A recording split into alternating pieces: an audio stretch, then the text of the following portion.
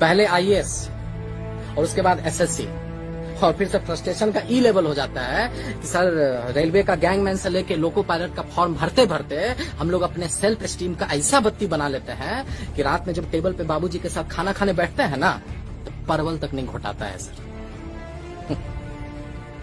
5 trillion economy के भारत का सपना दिखाने वाला सरकार नहीं, जादू है जादू, समझे?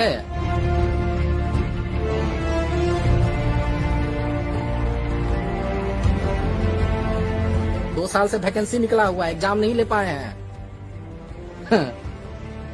लेकिन साला फॉर्म का पैसा घुरा घुरा के जिल्लेला ही खैरात बांट रहे हैं।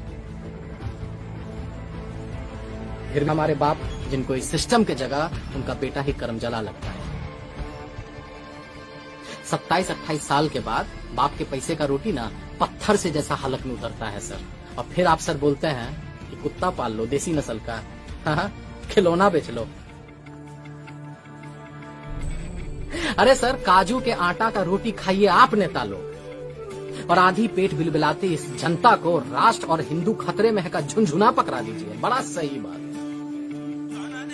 अरे कान खोलकर आप सुन लीजिए कि 3/4 देश का जनता आपके आने से पहले भी हिंदू था और आपके जाने के बाद भी हिंदू रहेगा। काहे कि धर्म को फुटबॉल नहीं है कि राह पे चलता हुआ कोई इंसान इसको किक मार के निकल जाए। अरे आपको बड़ा शिद्दत और बड़ा उम्मीद के साथ हम लोग लाए थे कि आप सिर्फ हिंदू सम्राट नहीं भारत सम्राट बनिएगा, युवाओं के दिल का सम्राट बनिएगा, युवाओं का दर्द समझिएगा। लेकिन जब सरकारी नौकरी के साथ साथ रेलवे स्टेशन तक बिकने लगे, जब 3 महीना में 18 करोड़ युवा अपना रोजगार खो दे और जब विश्व में 4था नंबर पर अंबानी पहुंच जाए, तब लगता है सर कि दाल में कुछ न कुछ तो काला जरूर है। टीवी पे मरने वाले एक्टर के लिए जस्टिस का शोर तो है, लेकिन साला भारत के कोने कोने में लाखों युवाओं के एक अदद नौकरी पाने का सपना बढ़ती उम्र के साथ जो हर रोज मर रहा है, उसके लिए किसी को घंटा फर्क पड़ता है, उसके लिए कहीं कोई शोर नहीं है। हमको पता है आपको बहुत बुरा लग रहा होगा सुन के, एकदम परपरा के लग रहा होगा, लेकिन क्या कीजिएगा सर? अरे क्या कीजिएगा? जब पेट में भूख और आंख में बेरोजगारी का जलालत हो ना, तो मुझसे भजन नहीं गाली ही निकलता है। अरे जिस युवा ने आपको इतना प्यार दिया, जो आपकी लंबी गाड़ी और बड़ी हुई दाढ़ी के सामने जो नतमस्तक हो गया, उसको आप पकौड़ा खिलौना बेचने का उससे भद्दा मजाक करते हैं आप।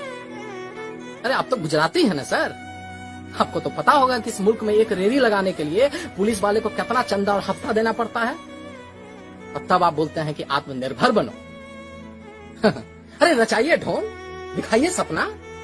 अरे आपसे पहले भी आया था वो तुगलक, जिसका सपना और नियत बहुत साफ था, लेकिन जमीन पर आते ही ना टै बोल जाता था।